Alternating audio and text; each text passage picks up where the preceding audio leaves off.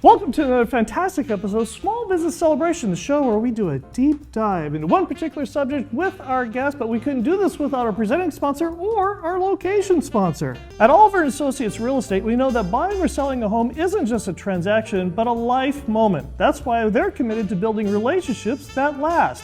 They take the time to completely understand your needs, your dreams, your stories, so that you can find not just a house, but a home. Give Oliver Associates a call at 661-808-3444 or check them out at yourrealtor.us today. Today's Meat and Potatoes location is brought to you by Modern Gigi Gallery, an ultra-modern art gallery located in downtown Bakersfield, California, featuring the artworks of modern abstract artist Johnny Ramos. Whether you're looking for artwork for your office, your home, or a postcard you can send as a thank you note, go to Modern Gigi Gallery located at 918th Street in Bakersfield, or give them a call at 661-840-8729 or email them at art@moderngigi.com today. Hey, Tamila? Hey, Michael. Why are we holding a piece of artwork here on the table? Because we're at Modern Gigi and we're showing off this beautiful bird painting. Oh, who painted this bird? Johnny Ramos. And what did this bird say? What did this bird say? Don't play on the 99 freeway during rush hour. Smart bird. Welcome to Small Business Celebrations Meat and Potatoes, and our guest this week is Andy Barkate, the owner of California Retirement Plans. Welcome to Small Business Celebrations Meat and Potatoes. Good to be here, Michael. And for Visioneers who don't know who you are and what is it that you do? Well, as you mentioned, my name is Andy Barkate. I run California Retirement Plans here in Bakersfield, and we've been in business here for probably a little over 40 years. We're a financial planning firm that specializes in retirement planning. Most of our clients are either near retirement or they're at retirement, and we just help them put together all their financial moving pieces to basically make sure they can have the best outcome they can. And Visioneers, one of the great things that Andy also talked a lot about on the main show in his episode a couple weeks ago is you do a lot with business owners. We do. Just out of curiosity, spitballing here, if you were to put a percentage, what's the percentage of business owners are your clients? You know, honestly, I'd probably say it's about 10 to 1, just because there's a whole lot more people than there is business owners. Oh, sure. But nonetheless, I mean, a lot of our individual clients are also business owners who we work with them in their businesses as well. We set up and help manage a lot of 401ks, help them build them, help them maintain them, work with the employees to allocate the money the correct way, work with their accountants to make sure all the deductions are coming out right, all those kind of fun things. And you work with not just the business owner, but all of their employees as well. And do you develop packages where you're able to help the business owner with fees and things like that, so that when you do the business and all of their employees, the business owner actually gets a break on the cost and the fees for doing that? Well, the cost of actually working with us, and we can get into that too, but it's relatively inexpensive, and we priced it that way on purpose.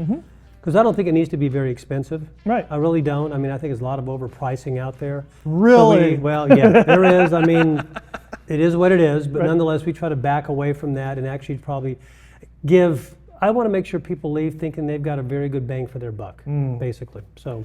Now, are you ready for comments from social media and YouTube based on your episode not but a couple weeks ago? Is anybody ever ready for that? Well, now's your chance to defend yourself. Okay.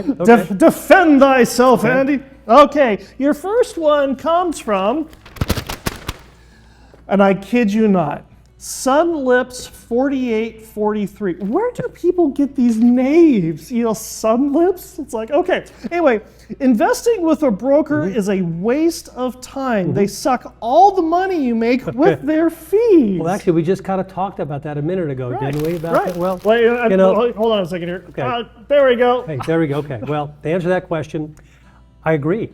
I mean, maybe I'm not going to defend it. I agree. I think a lot of people in the financial planning, investment planning business, I think the fees are too high. I mean, technology has changed dramatically over the last decade, and it's even changing faster now than it has ever before. Right. And costs are coming down, but the fees don't seem to be coming down.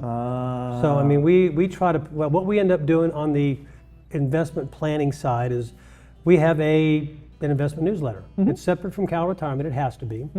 But we charge a subscription fee for that. It's a certain amount of money per month. It's $500 a year, I should say. And that covers everything. Doesn't matter how big your account is, how many accounts you have. It's just that flat fee, and it's designed to help the client do things more themselves. Ah. So okay. and again, it is not rocket science. I've always thought that investing your money doesn't have to be near as complicated as a lot of people like to make you think it is. Right, right. So, day trading aside. No day trading, no market timing. It's just good, solid asset allocation. And actually, a true story, or actually true fact, I should say. Right. And this is pretty well known out there. About 89 to 90% of the professional investment managers, these are big people, not people you see on the street corner, like me. These are big guys. Right. Mutual funds, hedge funds, pension funds. About 89 to 90% of them don't beat their market index. They're benchmarked too, right? So in other words, if a growth manager, they'll usually be benchmarked against maybe the S&P 500. Right. And the vast majority of cases, they don't beat the market. And you're paying for that privilege. Right. So like I say, that you can allocate dollars very simply, have a good solid rate of return over the long run. But the key is, as you get near retirement, which is where our world is, the market's going to do what it can do to most confound you. Right. It really will. Sure. So you want to be a little bit more allocated, and that newsletter is designed to help you do some allocating properly, and also give you some ideas when you need to make some changes. Now, this one comes from Captain Clicker. Captain Clicker 34 says, annuities are the way to go because you don't have a cap to how much money your business can contribute at any time. And it's interesting because this was one thing we didn't talk about on your episode, which is annuities. I'm probably different than a lot of financial advisors. I tend to like some annuities. They can bring something to the party. And for Visioneers who aren't familiar with what an annuity is, in general, what is it? An annuity is an investment or an account that is designed to be able to provide income. Now, but having said that, there's many different kinds of annuities. They're not just a one-size-fits-all. And we do use some when the circumstances dictate that it makes sense. Where does the root revenue come from in an annuity? An annuity, if you're getting an income annuity, well, that income is going to be guaranteed for a certain period of time. And the insurance company's got to invest the money appropriately to be able to back that guarantee. Got it. And all the regulators are going to make sure those guarantees they're solid. They're just, they're not paying lip service to it. And this is why an annuity, and correct me if I'm wrong, please, is one of those that it keeps paying you out for the rest of your life. It's kind of like a pension. Okay. I mean, if you think about a pension, you're going to work a certain amount of time, years. Your salary's involved, but it all equates out to you're going to get an income per month, usually for the rest of your life. An annuity kind of does the same thing. So why does Captain Clicker think that annuities are the way to go? Is he right that you can just keep dumping unlimited cash into I think what he's getting at is, in a lot of cases, if you're going to put money in a 401k or a 457 or a profit share plan, those are government basically regulated plans. So you can't just throw as much money as you want to in there. There's limits. There's limits. If you set up an annuity, a non-qualified annuity, it's not in a retirement plan, it's just one you set up for yourself, you can put any amount of money you want in there. Really? I mean, if you've got $1 million sitting around, you can stick it in an annuity, let it do what it's going to do, and then start taking out a cash flow at some time in the future, which is usually when you retire. What's the downside? Usually, because they're safe and they're guaranteed, the returns are not going to be off the charts, and they're not designed to be. Are they? Is it like 0.5%? No, 1%? no. I'd say most of the annuities that are out there are going to be 5 to 8% over the long run. So fair returns, not. Yeah, but when the government takes half of it out of taxes. Well, they're going to get some taxes. Hopefully not half, but there are going to be some taxes. The other downside to an annuity, you just got to know this going in. You're trading, safety and return for liquidity. They're not as liquid. You're basically putting in money for a period of time. Could be 2 years, 5 years, 10 years, whatever that is. And again, you have liquidity within there. You can take money out, but it's not something you can put money in today and then a few years later decide, I got all these guarantees and these nice things, and now I'm just going to take all my money back and do something else. Right. There'll probably be a little bit of a fee attached to that, and you have to know that going in. And it's also one of those situations where it's not like a 401k where you can borrow against it. Correct. That's correct. It is not. 401ks you can borrow against. Now you have to pay them back. Now if you have an annuity in a 401k, which you can, then you can borrow against it. Right. So there's always a way to. But now there's complicated math and taxes involved. Yeah, no, not really. I mean, if you're borrowing it, you're technically borrowing it. You're not distributing it, so there's no taxes, no penalties. Okay. You're going to pay it back. As long as you pay it back, within 5 years, and that's the longest you can borrow money from a 401k. And so Captain Clicker is correct. If you happen to have a really good business year, and we're coming up at the end of the calendar year, and for a lot of businesses it is the end of the fiscal year as well. If you're looking for a great place to go ahead and dump a lot of cash that because you've had the good year and have the tax benefits from it, annuity might be something That'd for be you. something to look about, but also tell Captain Clicker, Right. anybody else who has excess cash flow that their business has done well, hope that's a lot of people. There's other things you can use that will give you more of a tax advantage. Putting money in the annuity, it will grow tax deferred. So that's no one, but you're not going to get a tax deduction on the money going into the annuity. Oh. If you use maybe combinations of 401ks, profit sharing plans, defined benefit plans, those are all different retirement plans a business can set up, and you can kind of, to a certain degree, stack contributions on top of each other and easily maybe put in $100,000 a year or more, which is a pretty good chunk of money. And again, that's deductible. Right. If you had that amount of money to put in, you're putting it in, it's going from your right pocket to your left pocket, and you're creating a tax deduction when you're doing it. But it's all a matter of if you have that much. And again, that's a big example. It just depends on what you can afford and what's going to work best for you in the long run. But annuity is a good choice, but there's others out there depending on what you want to do and how much tax benefit you'd like. If only there was somebody that you could talk to that could walk you through the right plan and the right kind of retirement plans and investments for you. Only I wonder if. who that would be. I wonder who that would be. Is there such a person? Is there such a person? Such a person. Well, that brings us to our first game of the evening. It's the fortune cookie game. Are you ready? No. Okay, good. And for Visioneers who are familiar with the way the fortune cookie game works, I have a sealed fortune cookie here in my hand that I'm giving to our guest. Our guest has to open up the sealed fortune cookie, break open the fortune, take out the fortune itself, read it, and add the words "in my business" to the end of it, and elaborate. And of course, being sealed, I have no idea what the fortune is. What does it say, Andy? Go for a long walk to clear your mind. In your business. In my business.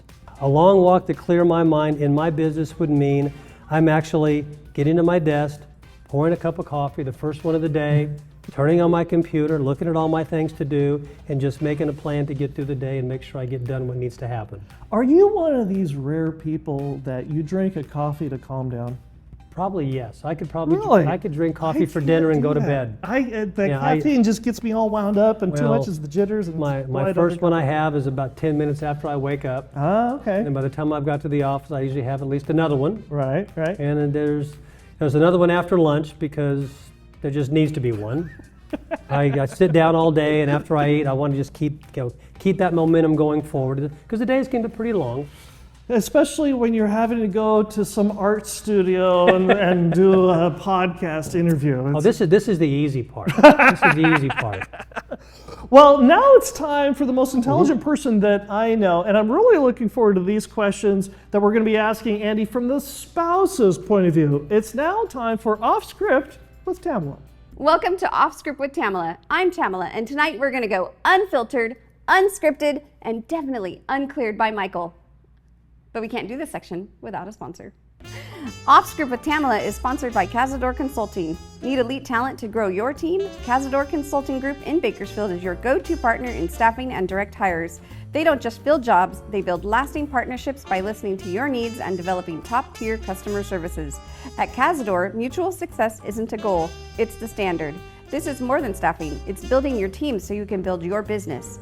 Visit CazadorConsultingGroup.com or call 877-800-4622. That's CazadorConsultingGroup.com or call 877-800-4622. And let's build your future together.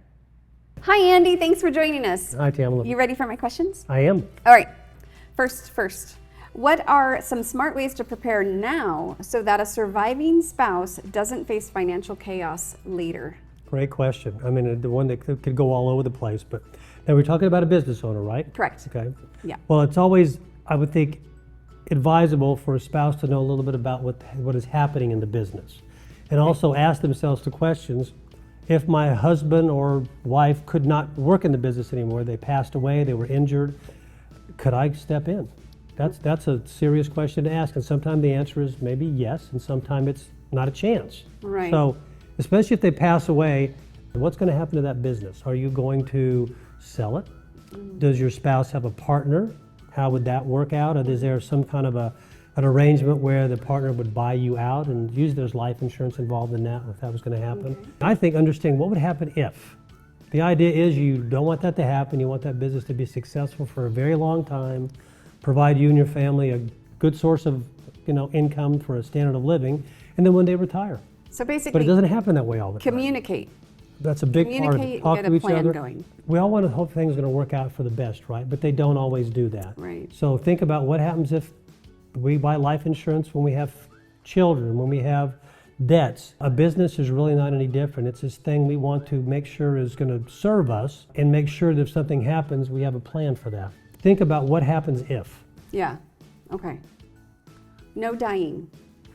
Did that make any sense, or did it just sound like one of my many word It salads? did. I think really you just have to communicate and make a plan.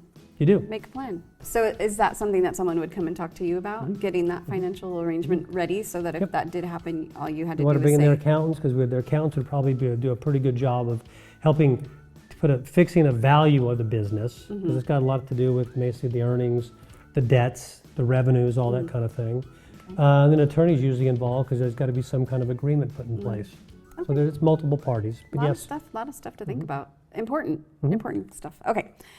How do you help clients figure out what enough is okay. to save for their... If you listen to all the commercials, it's about, know your number. Well, I think that's wrong. And when they say know your number, know how much money you need in your 401k to retire. Is it $1 million? Is it $500,000? Is it $5 million? Whatever. I don't think it's that at all. I think it's how much income you need.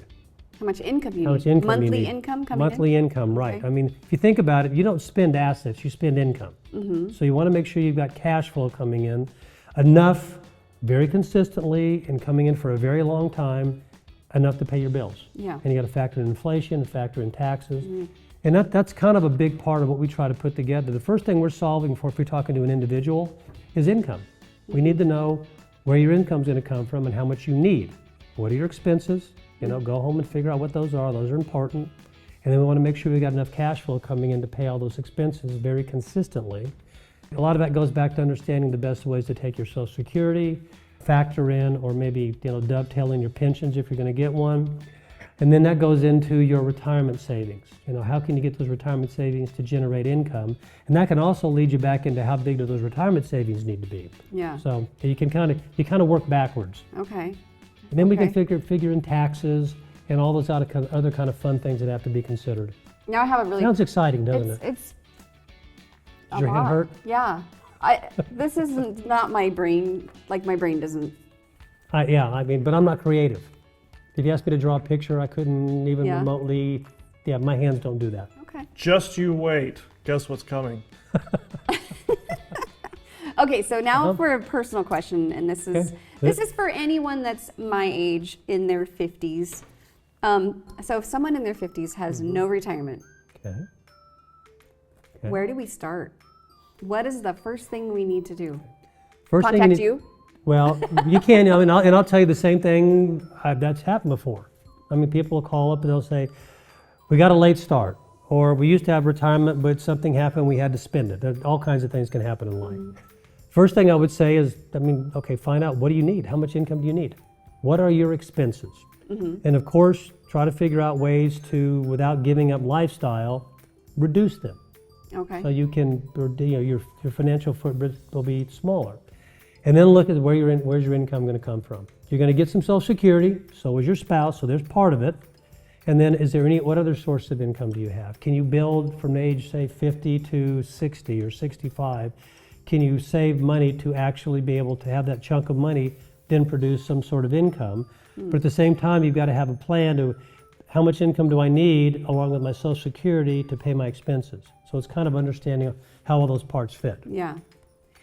So it's not, granted, it would have been a whole lot better to start at 30 than 50, but the best time to start doing it is today, if you think about it. Right. Okay. What is the best piece of advice you would give to a 20-something-year-old? Does this 20-something-year-old have a job? Yes. Okay, start saving money. Really. Just start saving money. If it's just $20 a pay period, I just had this conversation in the office today with somebody asking about their kids. I said the same thing. If they have a 401k, just start putting money. If they don't have a 401k, use an IRA. Use something where you can put money into it, even if it's a small amount, start. Yeah. And then try to gradually increase that, because if you're like most people when you're younger, I remember going through the same thing thinking, well, I can't afford to put that money away. I can barely pay my bills. I can't afford to save any money. And you make yourself do it. You have that leap of faith and you start. And a few months later you realize nothing has changed. Yeah. I mean, you're saving money, you're doing some of the right things, you're doing smart things. And you're not missing that money. And your life is still moving on just like it has been. Yeah. So and then hopefully that encourages you to save more. Yeah. Now, the earlier you start, the better, because it's kind of magic about saving money, applying a little bit of return to it, and then adding time. I mean, the numbers start to get pretty big, but starting early is a big deal. Yeah. So I would tell people, I mean, somebody told me this, and I didn't pay much attention to it, unfortunately. When you have your first job, start your first retirement plan. So if that's at 20, start it. If it's at 30, start it. Yeah. Starting small will make a big difference. Starting saving money at 20 versus 40, to be in the same place, that 40-year-old is going to have to put in, 10 times more money to be in the same place. Right. Just because of that time. Yeah. There's no secrets. These are things that have been around forever.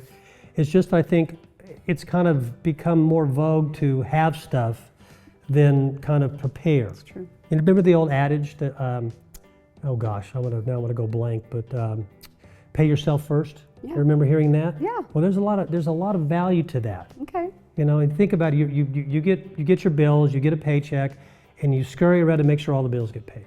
So you're the last one. Well, you pay yourself just like you pay a bill, or pay your 401k or your IRA just like you'd pay a bill. Yeah. And if you put in that priority, you'll save money. Over the long run, that small amount of money becomes bigger and bigger. Then you kind of say, well, I'm kind of proud of myself. I saved this, and all my friends don't have any money. Right. So very good advice. That was very informative.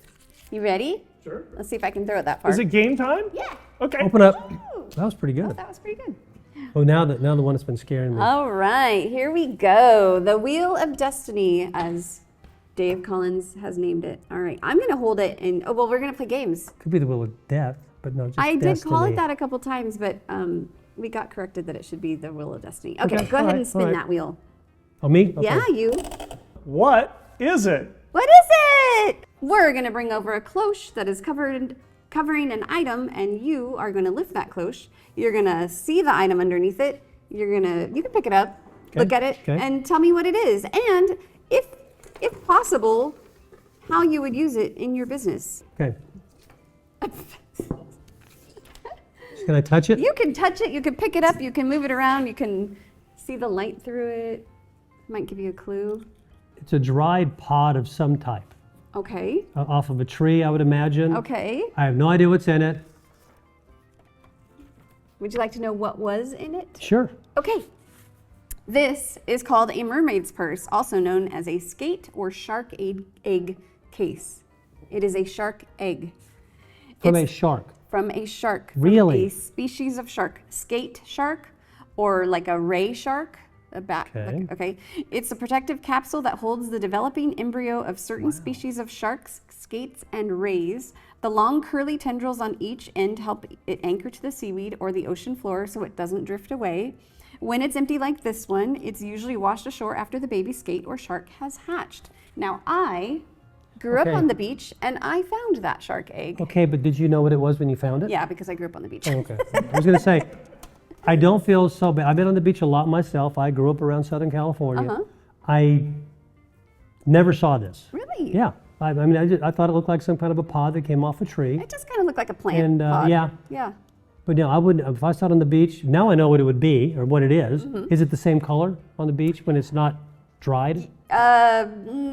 Okay, you know, like the seaweed that has almost like a reddish brownish tint, like Kind of almost that? if you hold it in the air, it's like an amber color. No, I might Like, even. like see that beautiful Oh yeah, color? you can. That's Yes. it's more that, but think slimy. I would have thought it might have been something that was actually part of the kelp. you know. It does look like part of the kelp, Yeah. and I think that's part of the thing is that they hide it in the kelp so that it doesn't okay, get eaten by other things. If I knew it was a shark, I would have just stayed that much further away from it. Okay, ready for spinning Another one, that yes. wheel again? Okay. Okay. Spin that wheel. Wild card. Ooh. Okay. Card. All right, this is going to be, I'm just going to ask you some random questions and you're going to answer them. I never imagined a flock of flamingos would help me escape a castle, but... But if you duck low enough, you can hide between them and nobody sees you while you're walking out the front door. So smart. You said you weren't creative. I'm not creative. That was very creative. I thought of how do a flock of flamingos get inside of a castle. I didn't go there. I didn't try to answer that part of it. I just made up the rest. Okay, if you had a warning label, what would it say? Feed him. Feed him, not give him coffee? Yeah. Andy, thank you so much for coming and having fun with us, playing our little games, answering our questions. They were hard, and you had so much knowledge. We really appreciate it. Well, thank you for having me. I enjoyed it. Well, if the Visioneers want to get a hold of you, can you please look into this camera Sure, and share your deets? Well, we're easy to find. We try to be as easy to find as we can. Our office is located at 2222 E Street, which is just on the way towards downtown.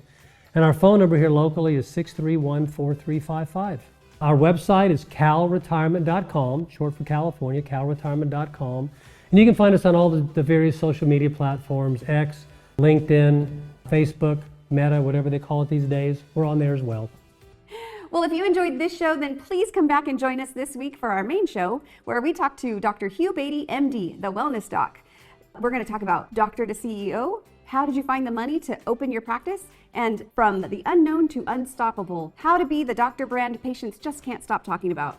Please like, subscribe, leave a comment, and we will see you next week.